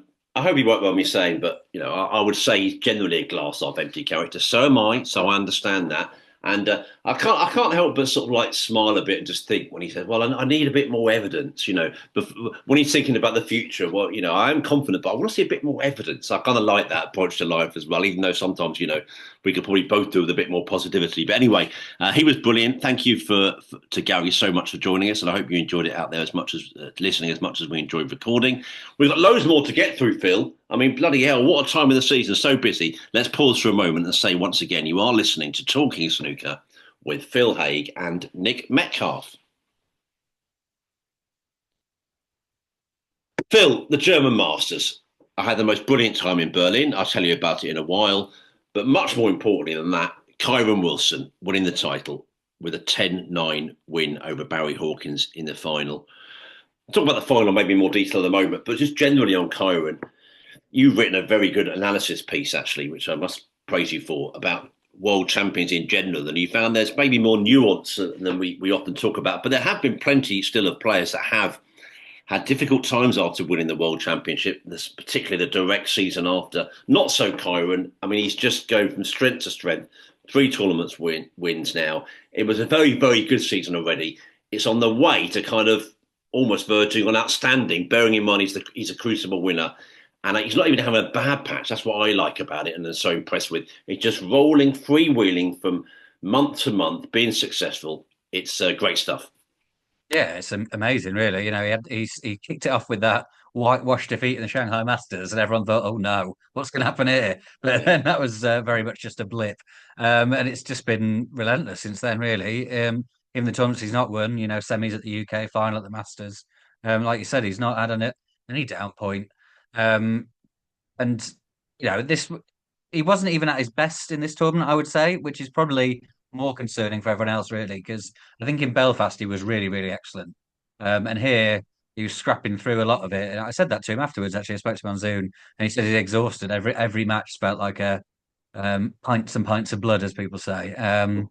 But he got there in the end, and his relentless winning is just unbelievable. Yeah, I read that piece because there's a lot of talk about sort of world champions struggling, and they of course have. And even the ones, I don't know if I got this across properly, even the ones that haven't in results, it doesn't mean it's not really hard. Like they may have still got the results, but it's probably more of a struggle to get them because of the pressure and so many demands on your time and stuff like that. So yeah, even the ones who have avoided sort of completely flopping as world champ, which there aren't that many who've done that. It doesn't mean it's been difficult to do that. So yeah, it's not difficult to do that. So yeah, Kyren's done it so brilliantly. This is the best season of his career, 3 ranking titles. And there's so much left. He could end in spectacular style. People are. I wonder about the Crucible curse. He's been been happy to talk about that, and he was thinking about it before he even won the first one. So he says, which is remarkable. Will that pressure mount so much We'll see. We'll have to wait and see. It's going to be very interesting because he looks as good a chance as anyone's had for a while to do it. Absolutely. I think Taylor, his brother, told us that when he was on here, didn't he? That Kyren was talking about it before he won it, which is, yeah, kind of mind blowing, really. And that's the thing. I mean, every snooker player is different, every sports, every human's different, but we see it often through the prism of snooker. That's why it's so fascinating. You've got Gary Wilson, we just had on, who is a bit glass half empty and is hard to please, I think it's fair to say. And, he finds his game is hard to please him, if you get my drift. Kyren's kind of the opposite. He's such a confident guy, but that serves him so well. Of course, but I'd say everyone's sort of different, and that's what makes his sport so fascinating. Well, I don't believe that there could have been a person at the Tempodrom or anyone watching on television really that wasn't feeling sorry for Barry Hawkins losing that final 10-9. I mean, what a top tussle it was. We hadn't had too many deciders in finals in recent times. This was a smashing one. I mean, a few details. Hawkins led 5-4 after the first session. Wilson then took 3 of the first 4 frames in the evening to go 7-6 in front, helped by breaks of 93 and 125. Hawkins got straight back with a 70. Then it was Wilson 8-7 before a marvellous clearance of 61. I mean, I was in the arena for that from Hawkins. He had absolutely no right to clear that table. It was a brilliant effort to make it 8-8. I actually saw a couple of messages then. People fancied Hawkins then. And I kind of knew what they meant. They thought that is, quite a moment in the match. And now, with a possible best of 3 now, effectively, he must take confidence from that. But you can't keep a good man down. That's what the top players do. Wilson sort of dusted himself down from watching Hawkins do that, won the next frame for 9-8. Then Hawkins levelled. And then the decider, well, both players left the arena and then came back to the arena to a standing ovation. It really was a special snooker night. There was a re-rack, which is kind of forgotten now. But then Wilson made a 59, not quite enough. Hawkins was really unlucky, putting a really nice red, deflected it off the black, but also put the cue ball in. And then Wilson put in a plant, didn't he, if memory serves, sealed the deal, got over the line, and say that 9th ranking event victory and all. I had a couple of people say to me, the way it panned out was kind of pure Barry Hawkins in a way, and it kind of was. He does lose a lot of finals, Barry. You have to say that. He gets to a lot. His consistency must be applauded. And once again, we spent seemingly most of the week talking about everyone else but Barry. That's the way it is. We know that. He does brilliantly well to get to these finals. He's such a top player in the game, but he does lose a lot of them. So I think it's fair to ask, does he quite often or always have that ruthless edge? Maybe not, but Kyren does for sure. And but yeah, what a marvellous final, Phil. Yeah, it was brilliant. Yeah, it's just interesting with Barry because I think he's been to 2 finals this season, lost them both. But I actually wouldn't level that sort of criticism out of him for these 2, whereas I probably would have done in the past. He's sort of been heavily beaten in finals before and didn't feel like he turned up. But in the UK and in Berlin, I really thought he did turn up, and I thought he played really well. I don't think I would put either of them down to not having that killer instinct. He just lost to, Judd Trump and Kyren Wilson, who've been at the top of the game. So, that is narrowly so as well. So that's fair enough. But certainly over his career, yeah. So you could level that at him that he maybe hasn't got. He's always said himself that he hasn't quite got the belief that other players have, certainly that someone like Kyren has. So that has been an issue. But, I think he's been brilliant in both. He missed that red to middle and that let Kyren in the last frame. He looked, I think, from memory, he sort of looked quizzically at the table. I'm not sure. Maybe it was just a poor choice. Certainly just missed it. But yeah, it was still an impressive week. When he got to the quarterfinal, it was typical Barry Hawkins in terms of he was in the quarterfinals and no one had seen him or spoken of him. He just, oh, look, there he is in the last 8. And then he was very good to beat Wu Yiza and Yan Sejun, who was very impressive all week. So yeah, another good week. Disappointing, of course. But yeah, I thought he played well. I don't think he bottled it or anything like that. So it's more just congratulations to Kyren. Oh, he certainly didn't bottle it. No, it was, congratulations to both players, for giving us a great final. Obviously, congratulations to Kyren for winning it. And Barry was sort of at pains to kind of say he felt Kyren was the better player. I mean, it was a bit tit for tat. I kind of know what he means. I think maybe in the bigger moments, you always felt that Kyren might be a bit more reliable in the match, the way both were playing. But listen, when it goes 10-9 deep into the night, past midnight, Berlin time, don't get many post-midnight finals, all you can say is that both players just gave us a treat, and it was it kept us guessing for what, 9, 10, 11 hours, and you can't ask for more than that from any snooker match or any sporting event. Phil, let's give you and the listeners a few more details then on the tournament. We were on air late last Tuesday night, so a few more results from last Wednesday. Jack Jones beat John Higgins 5-3. Neil Robertson beat Hamad Mir 5-4 with 4 centuries, yet it still went to a decider. Anthony McGill beat Luca Purcell 5-2. Elliot Slessor, fine win, beat Mark Selby 5-4. And then Wu Yiza beat Mark Allen 5-4. Allen said this on Twitter: "Not to be in this year's German Masters. Well done to Wu. If anyone sees me back at this event under current conditions, they have the permission to tell me off. Thanks in advance." So he's not a big fan of the Tempodrom. Many are, but there are players that have issues with it, and he's obviously one of them. Last 16 then. Well, unfortunately, Ricky Walden had to pull out of his match with Barry Hawkins, and it has been reported that Ricky has been diagnosed with pancreatitis. We're really sorry to hear that. We wish Ricky well. And elsewhere, Wu Yiza beat Alex Erstenbacher 5-2. It was Xiao Guodong 5, Elliot Slessor 1. Anthony McGill 5, Zhang Anda 2. Kyren Wilson beat Jack Jones 5-3, breaks of 1-1-2, 103 and 60 from Kyren, as we know, the eventual winner. Aaron Hill, such a good run from him. And as we know, we were on air when he beat Mark Williams last week. Well, he beat Tom Ford at that stage 5-3. Neil Robertson 5, Judd Trump 2. I was in Berlin by this stage. Robertson just got stronger in that one. He finished with breaks of 86 and 131. And then hell of a win late on that day for Won Si-jun, beating Shaun Murphy 5-4, the Masters champion. So loads for you to reflect on there, Phil. And Mark Allen, we have a list of players and people in the game that love the Tempodrom in Berlin. He's not on it. No, I think he's mentioned that before, hasn't he? There's questions about the lighting, and it's such a unique setup. Not all players like it. I think he was on the main table, and he tweeted something about how wait for the applause when he played a good shot. So World Snooker posted a clip, and because a lot of the time the crowd aren't watching the main table because it's furthest away, so they're watching the tables. But then he didn't like it being on the outside tables either. Yeah, I mean it's not for everyone. Maybe they'll rejig it a bit. I don't know, but I mean it looks so great on TV. I love how it comes across on broadcast. But yeah, there were complaints about the tables as well. I don't think that's the same issue really. There were a lot of kicks. More so than we're used to seeing these days, actually. I was watching that Slessor Selby game and they were getting the white cleaned every couple of shots, which you just don't see very often.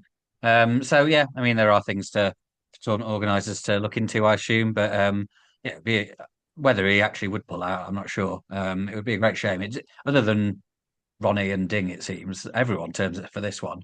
So I'd be surprised if top players do start spurning it. But yeah, no results there. Obviously, you answered John beating Shaun Murphy. Murphy was continuing to look great, beat Tepchai 5-0 in the previous game. And then when it went to a decider with Ruan, Murphy would have been favourite. But great stuff from the Chinese player and it was another tournament with a lot of Chinese representation at the business end. We'll get to the semi-finals, but 2 Chinese players there, as it seems like a lot of tournaments have been. So whether it's a breakout year, it's hard to say, because I think I've mentioned this before. We've had Ding winning the UK and the Masters, so I don't know if it's a breakthrough year, but it's an improvement in terms of you just see Chinese players deep all the time. So very good news, Chinese snooker. I think it's a bit of a breakthrough year. I would go almost as far as that. It feels a bit like that, as you say, Chinese representation now. Very, very regular in the latter stages of a ranking event, as it was in this one, as you say. Quarterfinals then, Xiao Guodong beat Aaron Hill 5-0. It was Kyren Wilson 5, Anthony McGill 4. Now, this was that match, if you can put it like that the winners of tournaments might look back on. And I was there that afternoon, and Kyren was really put under pressure and under the cosh at times. He was 3-1 and 4-3 down. McGill looked really good in parts of that match. But Wilson came back for victory, as the top players so often do. And poor old Anthony, he must, I know he goes back a long way with Kyren, but he seems to suffer. I mean, that famous Crucible semi, but other times too, he just seems to have these awful sort of endings for him against Kyren. Barry Hawkins beat Wu Yiza 5-3. And it was Won Si-jun 5, Neil Robertson 4. And I remember being in the arena for the end of this one. Robertson came back from 4-2 down to force a decider. hats off to one. He got himself in front in the ninth frame, then started playing some really kind of nervous and funny shots. You think, oh my God, is he going to blow it here? But he did get over the line in the end for victory. Semi-finals were all both relatively sort of comfortable. Kyren Wilson beat Xiao Gudong 6-2, breaks of 88, 157 from Kyren. And then Barry Hawkins beat Won Sejun 6-2, breaks of 89, 54, and a pair of 83s from Hawkins, setting up, as we say, that final with Kyren Wilson beating Barry Hawkins 10-9. So yeah, there were some interesting ones. I mean, Neil Robertson was looking really sharp at times, but obviously he came unstuck at the quarterfinal stage. And yeah, Anthony McGill, he must look at Kyren's name when he draws him out and thinks, oh no, not another decider. And if he does go to decider, not another bloody defeat for me. Yeah, well, he was looking so strong, wasn't he? 2-0, 3-1 up. I think he made a big turn to go 3-1. So yeah, it was looking very good for him, and we haven't seen loads of him on the TV table for a while, really. He's been out of form. He looks very strong, but yeah, just missed out. But I mean, compared to the rest of the season, a quarterfinal run's pretty good effort. More good stuff from Wu Yizi. He's been one of the most consistent performers of the season, really. Quarterfinal run again. And yeah, I mean, Yuan to beat Murphy, then Robertson. Hawkins was excellent to beat him in the semis. I thought it was really, really impressive. And Aaron Hill, of course, you mentioned a second quarter final for him. It sort of ended rather unceremoniously. Xiao was brilliant to beat him 5-0, but it's all improving. You know, he's well into 64 now. It's all progress. So he made a bigger quarter final last year. I think Wuhan, it would have been more money there. So yeah, it's all adding to the ranking points, adding to the experience. And he was actually on Snooker Club with Stephen Hendry and Mark Watson, and he's a great guy, and I've met him a couple of times. He told a very funny story. So if you haven't listened to that, then give that a listen. Really good young talent. He seems like he's been around a while now, but still very, very young. So encouraging stuff for him. Absolutely, a lot of the Irish writers and Irish friends of ours in the snooker world were delighted to see Aaron, continue his good work there. So it ended up with a familiar story on the table of Kyren Wilson winning. Let me tell you then about my time in Berlin. I mean, you can read a number of my thoughts in my new Sporting Life column, which is live on the website now. I mean, essentially, I love the trip. All the things that people say about it are pretty much true, Phil. I think the Tempodrom is so distinct. And what I love about it, is it delivers on both the outside and the inside. That might sound simplistic, but as someone that's kind of fixated and maybe kind of obsessed with sporting venues, many do one or the other. Not that many do both. On the outside, it looks like a sort of giant grand circus tent. I kept coming back to that word distinct time and time again. Well, the inside, the arena is, superb. So big, so bold architecturally. And I love the acoustics, It really amplifies those proper snooker noises. Not just the claps and the cheers, everyone will tell you about those, but the gasps and the murmurs. I'm not sure there can be many snooker venues that does better murmuring than that place, Phil. Kind of wonderful low hum that sort of you hear at that place. That's a proper snooker noise. And look, distance from the table. Gary Wilson brought it up earlier. He says miles away. He's the one playing out there. So we take everyone's view, of course, especially those playing at more than face value. And yeah, I'm not going to pretend you're not closer to the table at other arenas, but to be honest, I just didn't find it a problem. And I often sat at the back. We don't get media seats. So if it's full, you're stuck a bit, as it was during Saturday's semis. By the way, the first sellouts there since before the COVID pandemic. But other ones like the final, which were nearly full, but there are a few, you tend to have to go at the back. I was doing that. I found it fine. Now, I was taking a few photos, and I know other people, other fans and journalists have done this. And I particularly like to zoom out the old 0.5 if you've got an iPhone. I'm a bit of a technophobe. Why are you laughing? Because you think, what? Well, no, I do the same. Yeah. You like, because any mention of anything technological for me is kind of funny because I'm so hopeless with things. But I like to do that so it takes the aspect and it gives you the whole sort of width, if you like, or as much of the arena as you can get in. And I honestly think it's a kind of perspective thing with photos of that place. And I've looked at others and I think, well, that seems like it's further on a photo than it actually is. It really isn't a great problem when you're there. You do have a good view. There are no big screens, so the way I think about it, people aren't silly. They wouldn't go to it year after year because you didn't have a good view. It's honestly fine. I mean, listen, some people will prefer to be much closer. That's fine. That's their call. But you know, those photos give a distorted impression for me. It's just not an issue there. So I loved it. The venue is right in the centre of the city. Nobody told me there was an S-Bahn station right outside. I mean, talking about obsessed. I kept walking around and saying to sort of strangers, "Did you know there's an S-Bahn station there?" People were like, "Yeah." Some people did, most didn't. I loved it. I was staying in Orienburger and getting the S-Bahn in every day, 3 or 4 stops away. Loved it, right next door. So, just in terms of, if you want to sort of see Berlin as well, and people, obviously many do. I've been a lot of times, so I didn't quite feel the need. But, people combine the two. Checkpoint Charlie is about half a mile away from the Tempodrom. The Brandenburg Gate and the Tiergarten is pretty close too. So is the Central Railway Station. It's such a pleasing location. And, having spent so much of my life travelling to famous European cities for football or for events as big as like the Olympic Games or Ryder Cup, it felt so special going for snooker. So I just really enjoyed it, Phil, I have to say.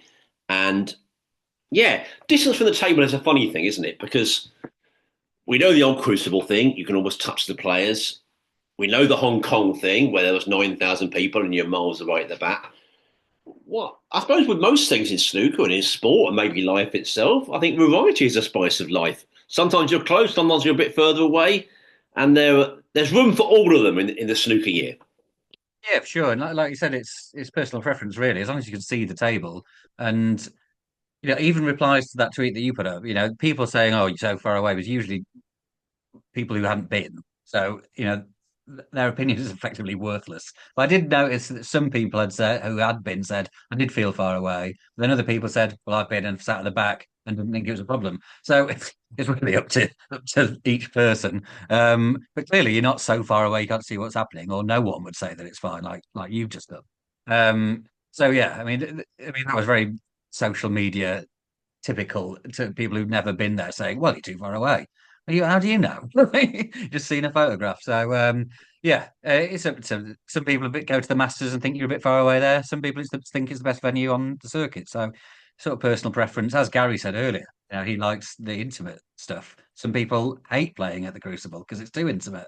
Yeah. So different strokes for different folks. But I was very jealous of your trip. It made me definitely want to go as soon as possible. And I must give a shout out. I don't know if you were going to mention it, but Nick's work on Radio Snooker, I absolutely loved that, especially after the final, talking to the array of fans who had come from all over Europe, Holland and Bulgaria and the UK. Really enjoyed that. So yeah, really well done with that. Oh, that's really kind, sir. Yeah. Well, yeah, Radio Snooker with Nick Metcalf. I was on overdrive with that. Yeah, it was. I really enjoy meeting so many big characters on the German snooker scene. I must give a shout out to Lula Witzchescher, the owner of the very fine snookerpro.de website, who I spoke to. I also spoke to Christian Omiker, who presents the excellent Total Clearance podcast with Kati Hartinger, and Rolf Kaib, who for so many years commentated on snooker for Eurosport in Germany and is the compere for the tournament at the Tempodrom. They all gave me brilliant interviews. By the way, Phil, Total Clearance up to 1,000 episodes.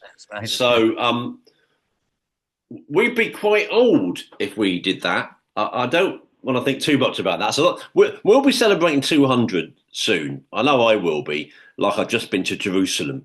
I will be doing laps of honour in Hackney. Have you heard the news? 200 megaphone, like they do, like on election time, go down the road. 200 episodes of Talking Snooker, and yet someone's done 1,000. Puts it in perspective.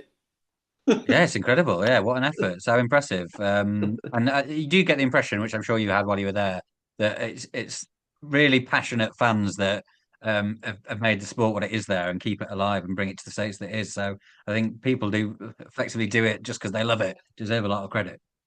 Exactly, and thanks for mentioning the reaction I've got after the final. Love walking around. I love doing that generally in life, but love doing that particularly on the air, chatting to people.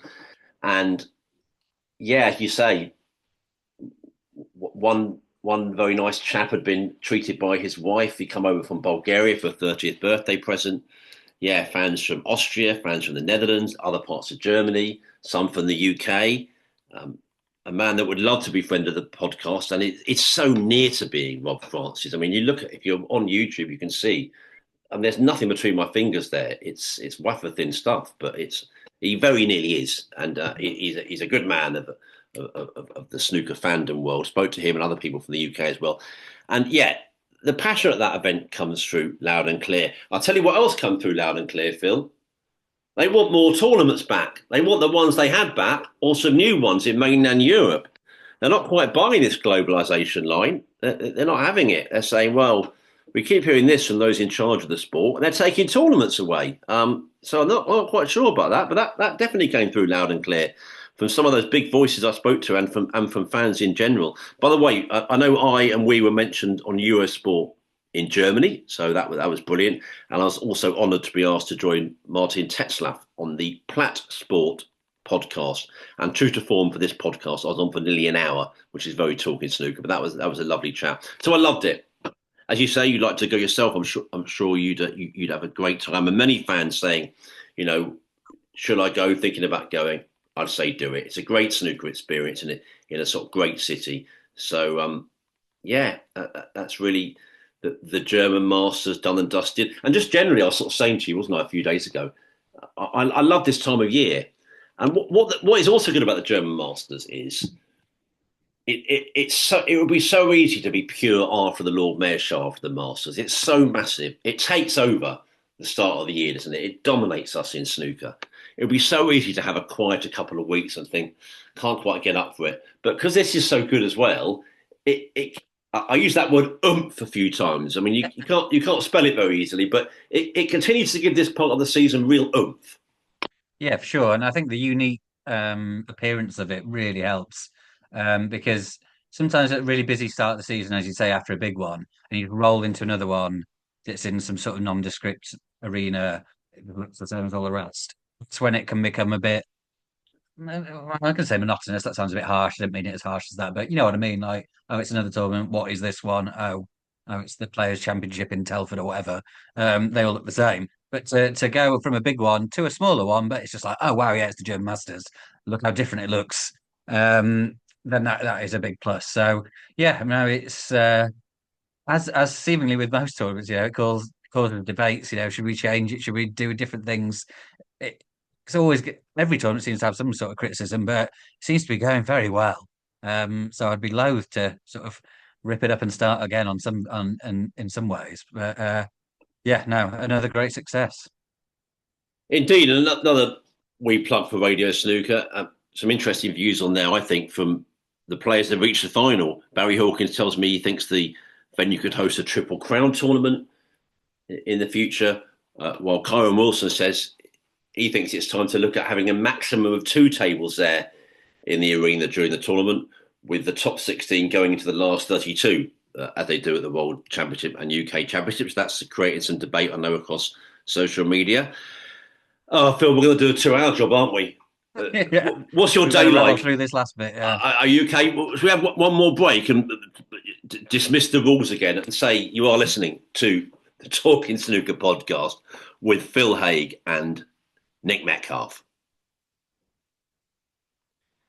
Yes, let's rattle through the rest then, as you say, and that probably means 15, 20 minutes in our language. Welsh Open, qualifying, results from yesterday, Tuesday. Rhiannon Evans had a top win, beating Julian Leclerc 4-1. Some guy, Jimmy White, nice to see the youngsters having a go, beat Josh Thomond 4-0. Silly to say that because Jimmy's featured virtually throughout this whole episode. And Stan Moody beat Chris Totten 4-0. That's another result that I noticed because a half century in every frame in that one from Moody.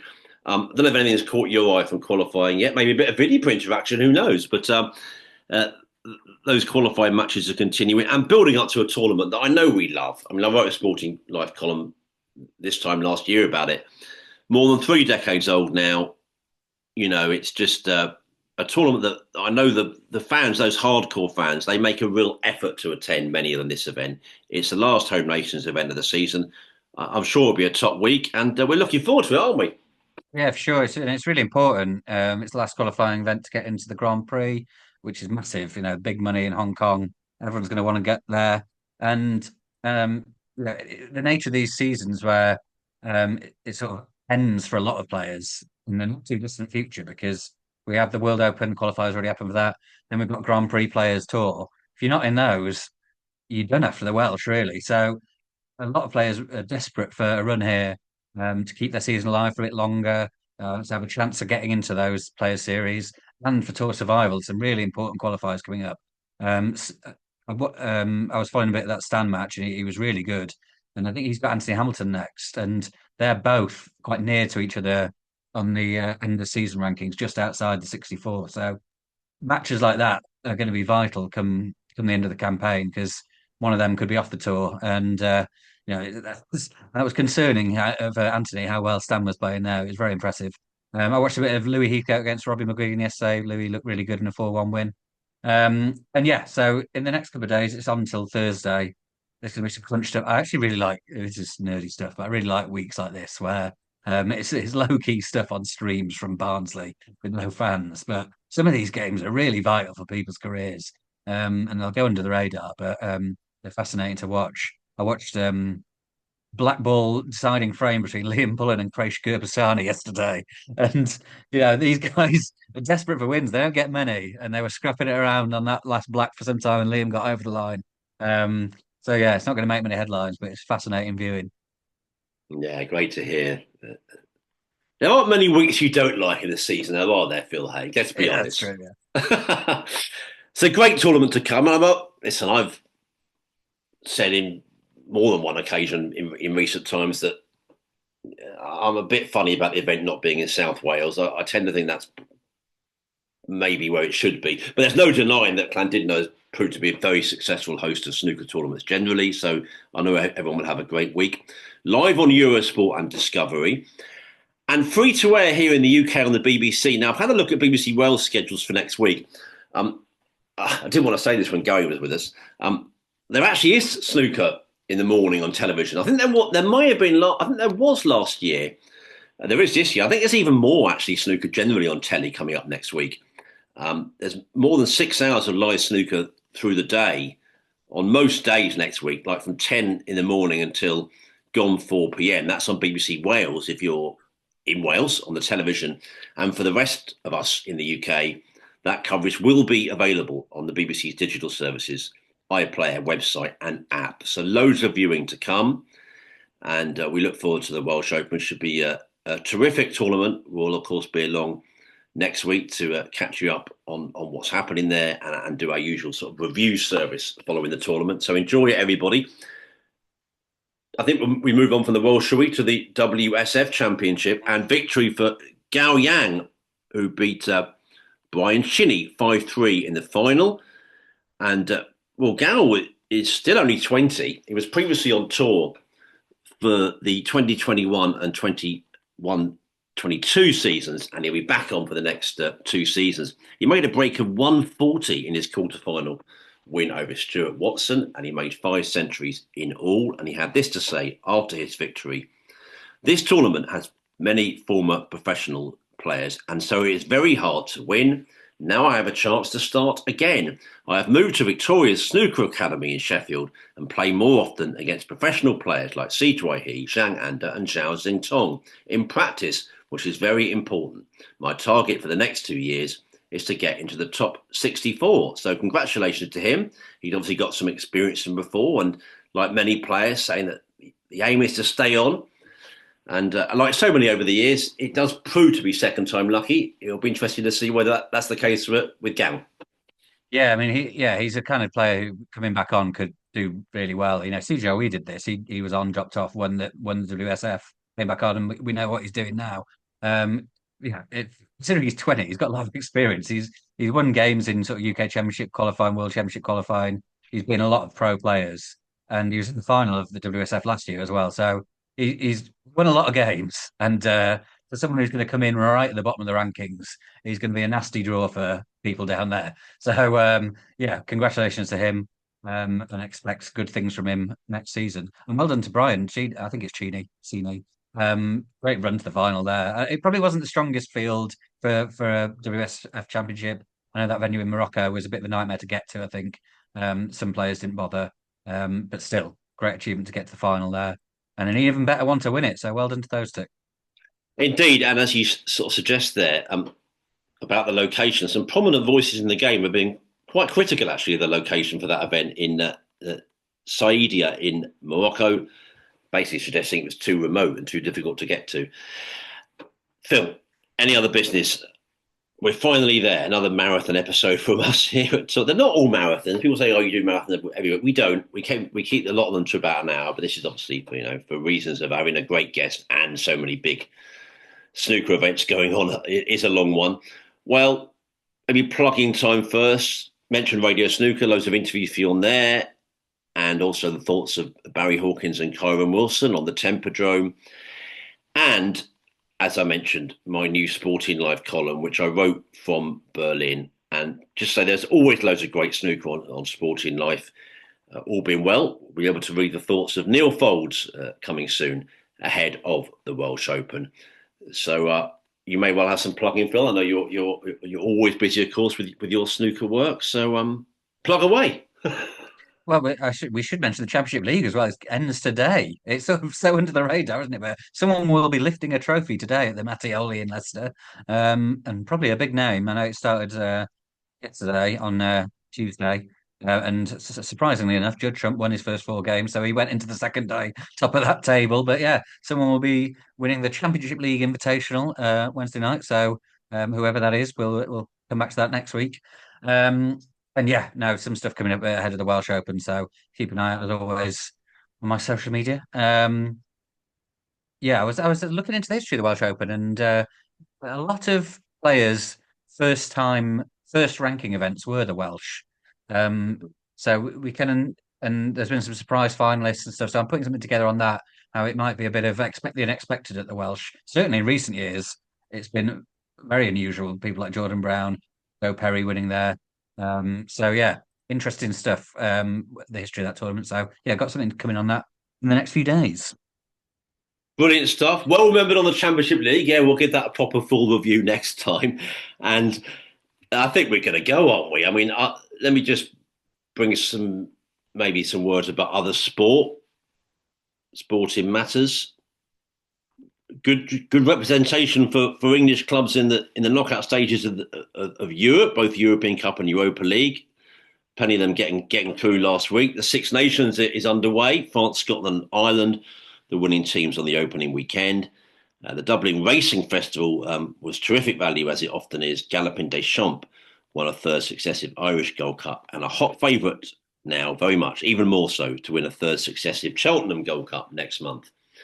And this Sunday, one of the truly great events in sport, the Super Bowl, takes place in New Orleans. It's the Kansas City Chiefs against the Philadelphia Eagles. The Chiefs can make history by becoming the first team ever to win 3 Super Bowls in a row. Here in the UK, the game is live on ITV and Sky. It's also on the radio too, on TalkSport and the BBC. And that's just about it, I think. What a lovely guest we had in Gary Wilson. I'll always have lovely memories of chatting to him on this as we record on a Wednesday morning here. He was just very good value, wasn't he? When we came on, before we started recording, he's like, yeah, I just love talking. You always get honesty from me. I just love talking about the game, honestly. And I thought, do you know what? What more could he want from a podcast guest, Phil Haig? Yeah, that's ideal. Yeah, we knew he'd be good. We both spoke to him a few times before, and he's very reliable.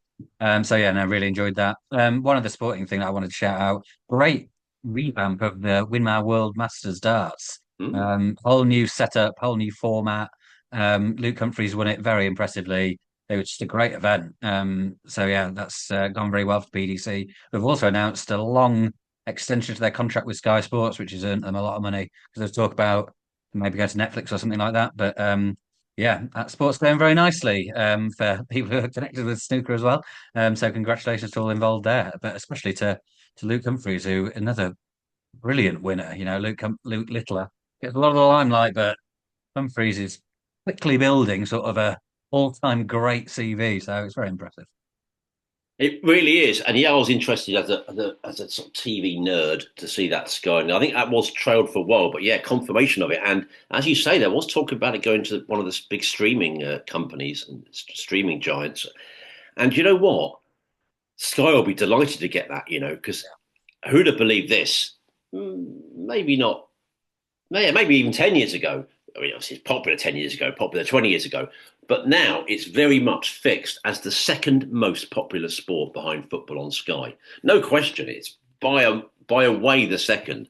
And it's all valuable, but the World Championship that we have over the festive period is enormous. So Sky will be delighted with that. I know Barry Hearn was kind of teasing a bit and kind of doing a little bit of, I'm sure you saw that, a little bit of, come on Sky, come for the table. You don't want to lose this. He's always keeping everyone on their toes, isn't he? That's his MO. Yes, that's certainly the way to say it. Shall we go then? We say everyone keep their thoughts coming to us, please. Tweet us at Talking Snooker or email talkingsnooker@yahoo.com. We've actually had some nice bits of correspondence about Berlin. We'll do that next time. We can't do more now. My goodness me, it's coming up to the 2-hour mark. Including some thoughts about Johnny Potterlot. I enjoyed meeting Johnny, got a photo with him. He says we've got the best podcast, Phil. I mean, I'm not going to be one of those arrogant pundits that tries to change people's minds. If Jonathan Potterlot thinks this is the best podcast, then come on, let's just say he's entitled to his view. By the way, it was ludicrous chatting to Johnny, and I hope he won't mind me saying this, because it was a great, lovely conversation. He was telling me all about his interest in snooker, and he knows Anthony McGill a bit and goes back a long way. It was a good conversation, but I just found it absurd after a while. I thought, I can't be talking. I need to be talking to somebody in human form. Now we're having a conversation at length. This is preposterous. There's me and Johnny Potterlot. I mean, a lot of, totally normal sport. But there was a few of us commenting as well that it was a bit, I don't know if it's a bit of a sort of cultural thing, but Johnny, I could be wrong here, but when I've seen him at UK tournaments, he sometimes might find it a bit harder work to garner interest, but they were loving his work in Germany. Photos galore, people lining up for photos. It was just, people of all ages, they loved it. So a shout out for Johnny. He's, good mascot, a good advert for the game. And he says that this is the best podcast. And there's a few out there now, so he could have gone for one of the other ones, but he didn't. Well, you never know what he's saying to everyone else. Who knows? You know it, don't you? Sean Murphy, you've got the best podcast in snooker. Yeah, exactly. Yeah. If you saw Shabnam, we know your podcast is the best. Jason Ferguson, by the way, on Shabnam's podcast, worth a listen. He had some interesting things to say, didn't he? Did, yeah. Yeah, it was good. We should go then. And just maybe before I go, just to say, if you fancy a wee trip to a very famous UK seaside resort, Blackpool, maybe sometime, let's say in the next year, you might find it coincides with a snooker tournament.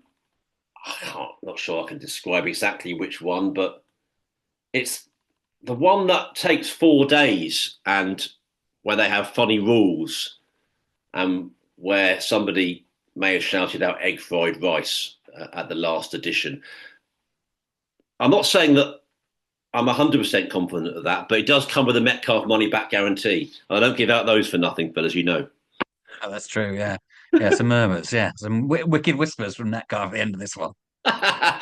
All the best, sir. I salute you and say, what an episode that was. Great to have Kyren Wilson with us. I'll see you next time. We'll catch up on a few of those views and have the latest from the Welsh Open. And I look forward to your company then. Enjoy the rest of your week. The end of the Championship League, some more qualifiers. And then the Welsh, our Snooker Cup continues to runneth over. Yeah, always a pleasure. Thanks everyone for listening. And we'll speak to you very soon. All the best. Thanks very much to Gary Wilson, a brilliant guest. We'll see you next time. Thanks as ever for your company here on Talking Snooker. And from your old friends, Phil Haig and Nick Metcalf. Cheerio.